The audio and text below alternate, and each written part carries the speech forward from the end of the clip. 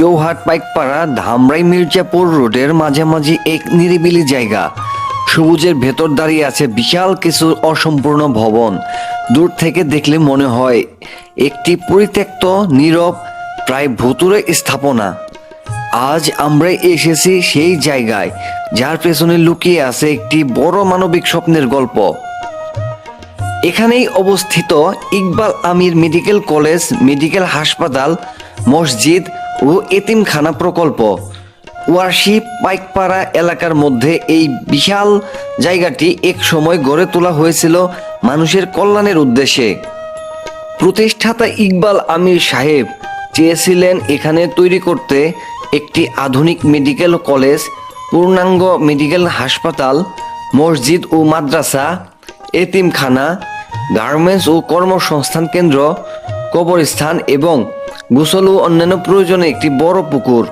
সব মিলিয়ে এটি হওয়ার কথা ছিল একটি সম্পূর্ণ মানব কল্যাণমূলক কমপ্লেক্স। দুর্ভাগ্যজনকভাবে এই বিশাল প্রকল্পটি সম্পূর্ণ হওয়ার আগেই প্রতিষ্ঠাতা ইকবাল আমির সাহেব মৃত্যুবরণ করেন। তারপর থেকেই কাজ থেমে যায়।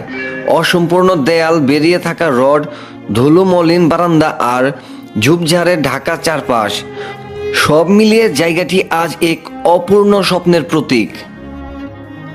সময় আর অবহেলায় জায়গাটির রূপ পুরো বদলে গেছে। নীরব ভবন, ফাঁকা করিডোর, অন্ধকার জানালা, সবকিছু মিলিয়ে অনেকের কাছেই এই জায়গাটি এখন ভুতুড়ে বাড়ির মতো মনে হয়। এলাকার মানুষ বলেন দিনের বেলাতেও এখানে একটা অদ্ভুত নীরবতা কাজ করে।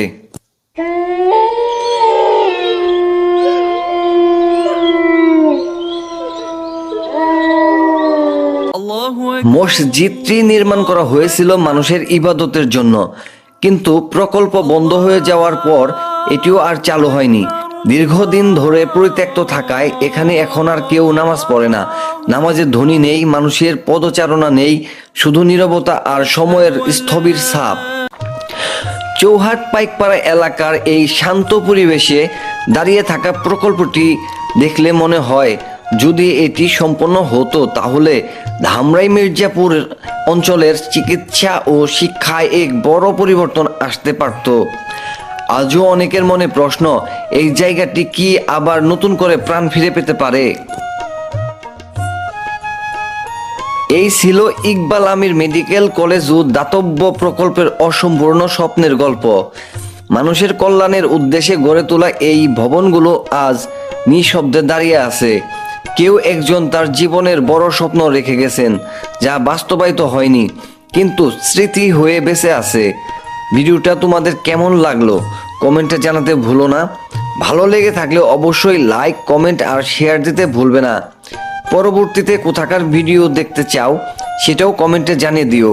আমি চেষ্টা করব তোমাদের পছন্দের জায়গা থেকে আরও ভালো কন্টেন্ট নিয়ে আসতে। আমি ছিলাম তোমাদের সাথে। দেখা হবে পরের ভিডিওতে। ততক্ষণ পর্যন্ত ভালো থাকো, নিরাপদে থাকো। আল্লাহ হাফেজ।